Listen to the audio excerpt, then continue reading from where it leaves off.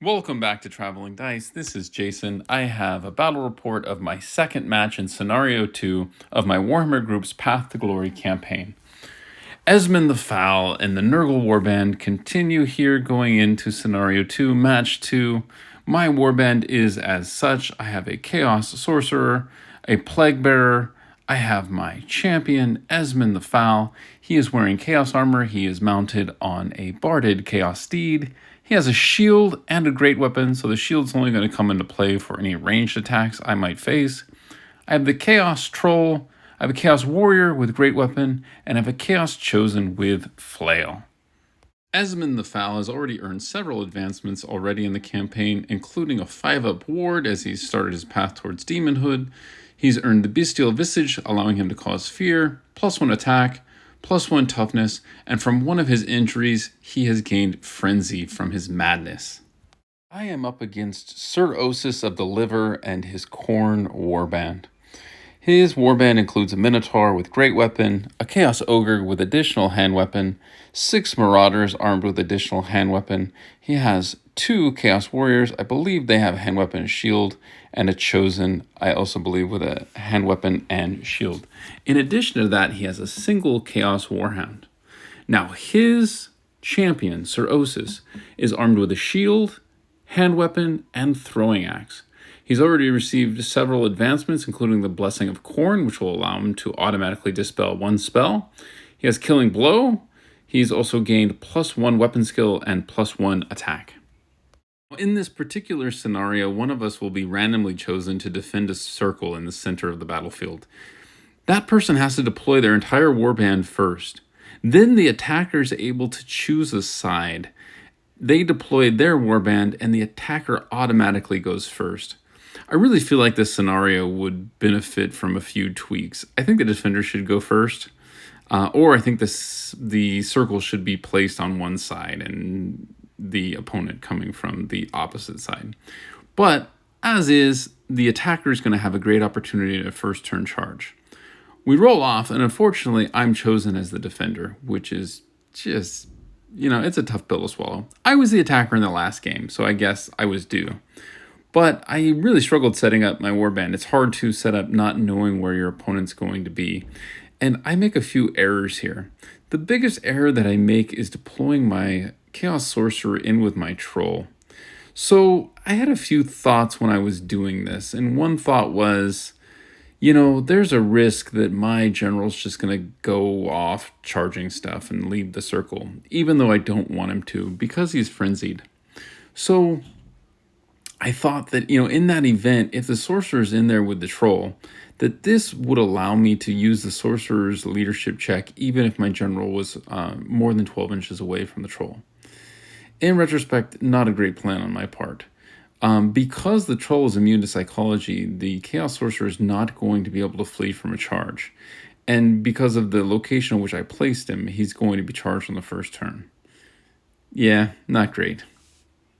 Now, my opponent is a really skilled Warhammer player, and he sees this error right away, and he deploys on the side that's going to allow him to charge his champion on Barded Chaos Steed directly across from my sorcerer's flank, who's in there with the troll. And it's not an automatic charge by any stretch, but it's kind of a moderate charge, and he makes that charge, unfortunately, and I'm really in a tough spot, and I'm kind of hitting myself in the head at this point.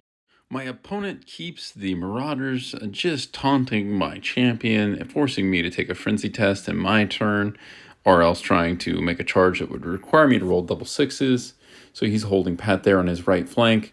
The rest of his warband just advances on the circle pretty much as quickly as possible. Unfortunately, in the combat phase, Sir Osis of the Liver does indeed kill my Chaos Sorcerer, and he is going to break my Chaos Troll, and sadly, he's also going to run him down.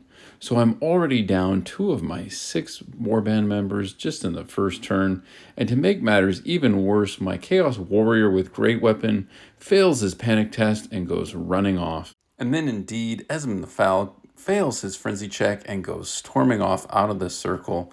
Just a total facepalm moment here, and I am really in a tough spot.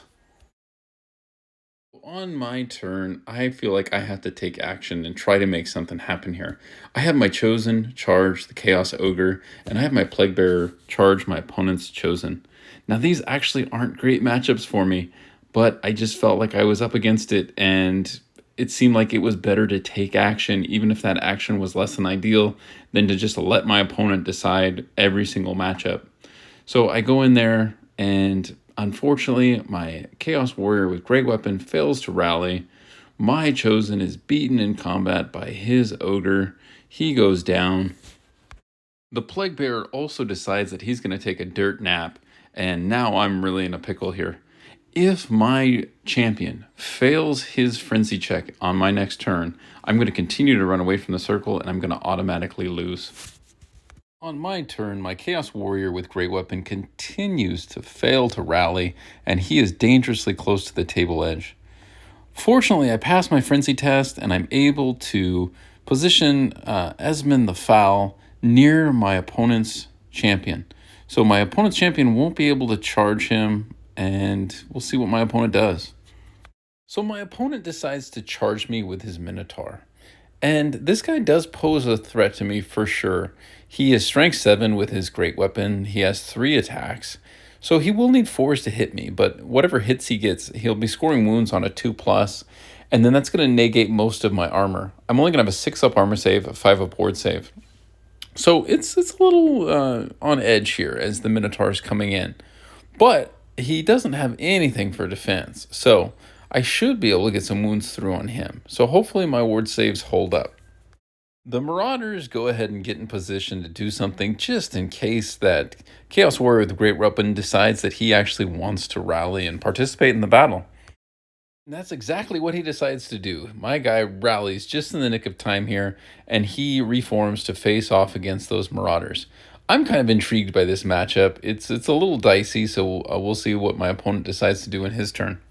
The Minotaur fails to do any wounds, and I managed to do 2 wounds to him.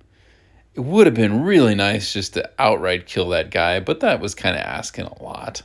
I'm not able to run him down, which is a little bit of a mixed bag. It keeps me a little centered there in the circle, but he gets away, which means I'm probably going to have to deal with that guy again later. On my opponent's turn, the Marauders do indeed decide that they want a little piece of that warrior with Great Weapon, and they charge in there. Now, this is kind of a dicey combat. He's facing a lot of attacks, my guy. So the Marauders have a total of 9 attacks, right? They have 2 each from the guys up front, and then each supporting attack is 1. So it's 9 attacks. He needs 4s to hit, and he's going to need 5s to wound because he's strength 3 and I'm toughness 4. Of those wounds, I'll have a 4-up armor save. So it's definitely not unreasonable on my opponent's part to think that those guys should probably kill my guy. My guy's only got the 1 wound, right? And he's essentially going up against 6 wounds.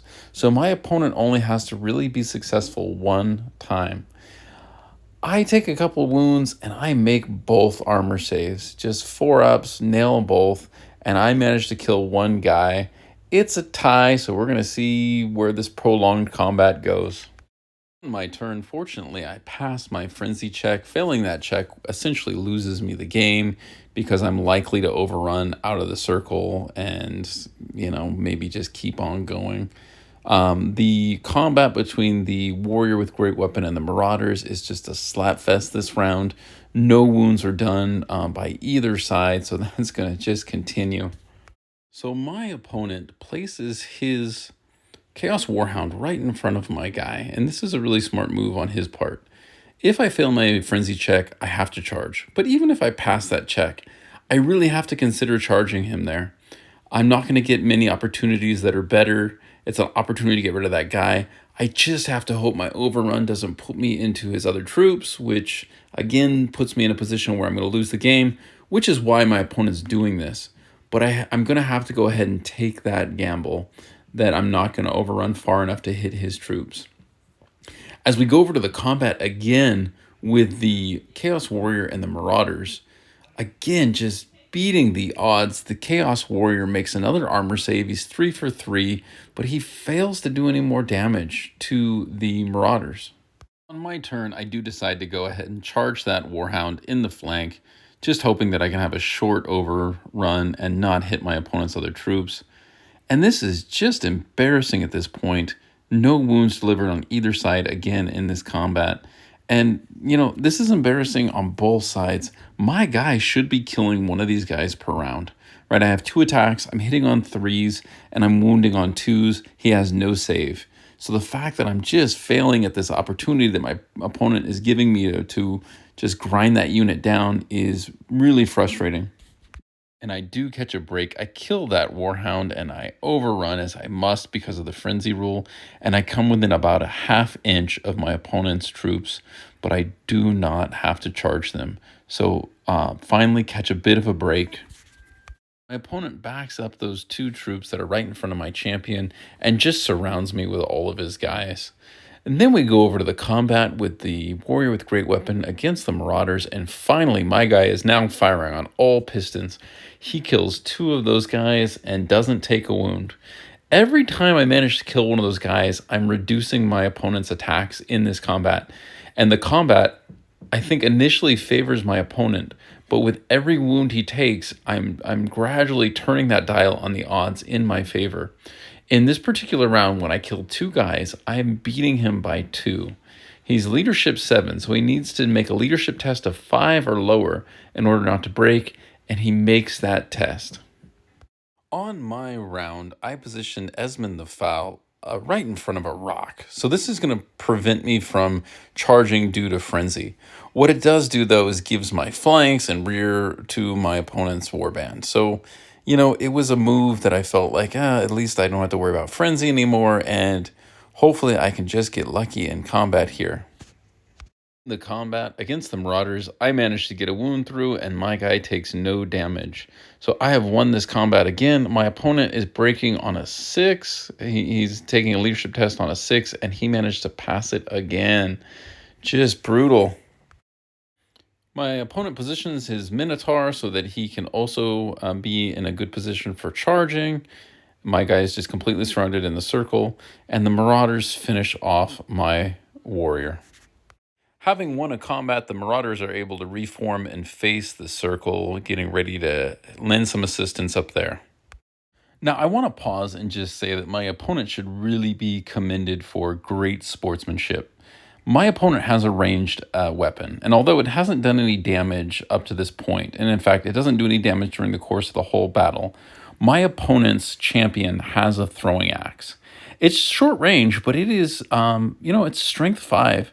So, he has to roll 4 to hit me. He has to roll 4 to wound. Then I have a 3-up armor save and a 5-up board save. But there is no denying that my opponent does not have to charge me. Right, there are no turn limits in this scenario, and I have no other guys. So I have no other means of entering into a ranged conflict with my opponent. I am totally outgunned here. So all my opponent has to do is keep throwing his axe until he kills my guy. Now, this might take like 30 or 40 turns, but eventually it will happen. So my opponent could have done that, and I just want to commend him. He didn't. He decides to really make it more of an interesting game, and he charges me.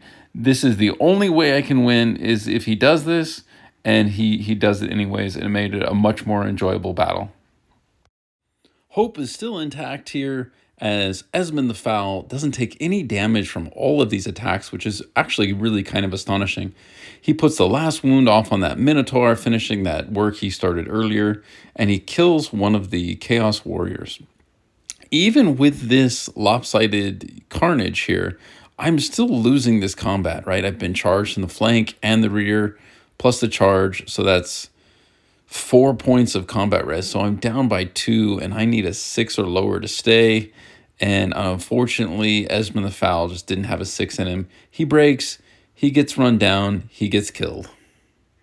If you are interested in hearing this battle from my opponent's perspective, he also has a YouTube channel over at DM Gashbad. It's a great channel with a lot of awesome content, and you could hear his rendition of this particular battle. If you enjoyed this battle report and you want to hear about the rest of the campaign, please do like and subscribe. Bye for now.